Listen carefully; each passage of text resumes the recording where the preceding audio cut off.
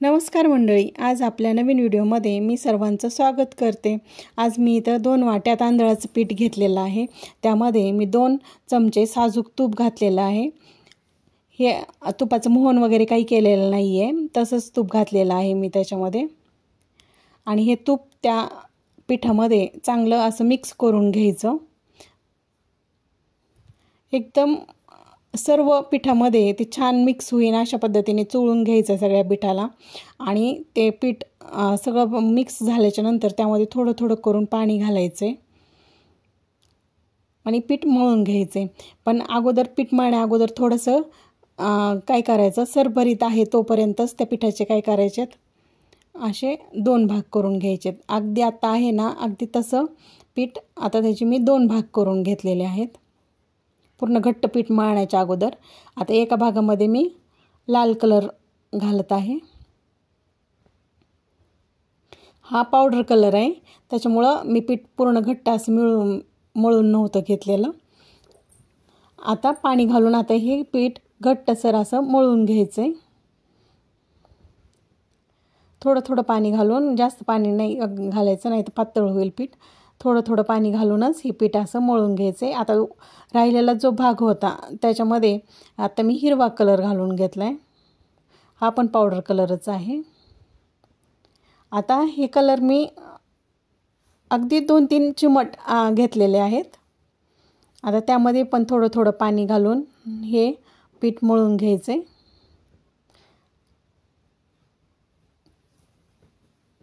आणि छान असं घट्टसर पीठ मळून घ्यायचे। आता तुमच्या लक्षातच आलं असेल आपण आज काय बनवणार आहे। तर आज मी बनवणार आहे लहानपणी शाळेबाहेर मिळणाऱ्या ज्या मिरच्या असायच्या, गोड मिरच्या, त्या आज मी घरी बनवणार आहे। त्यासाठी काय केलं, मी 2 हिरव्या आणि लाल रंगाचा वापर करून 2 गोळे मळून घेतलेले आहेत पिठाचे। आता ह्याचे काय करायचे, छोटे छोटे गोळे करायचे आणि त्यामध्ये असं थोडंसं असं दाब द्यायचं त्या गोळ्यांना।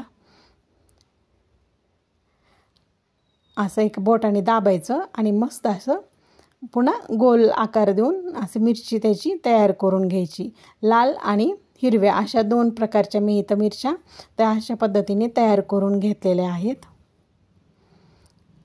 अशी गोळी करून मध्ये दाब देऊन पुन्हा ते वळून घ्यायची ती मिरची। आता इथं मी कढईमध्ये तेल ठेवलं होतं तापायला, त्यामध्ये मी पहिला घाणा मिरच्यांचा तळून घेते। इथं तेल छान गरम झालेलं आहे, चांगलं तापून घ्यायचं तेल आणि नंतर हे लो टू मीडियम फ्लेमवर ह्या मिरच्या काय करायच्या, तळून घ्यायच्यात, म्हणजे छान आतपर्यंत त्या तळल्या जातात। आता आपला हिरव्या मिरच्यांचा पहिला घाणा मी तळलेला आहे। आता आपण एक लाल मिरच्या पण तळून घेऊयात।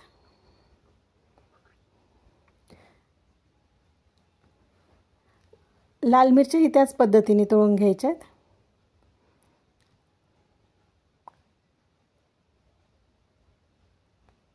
अशा पद्धतीने मी काय केलेलं आहे, सर्व मिरच्या तळून घेतलेल्या आहेत।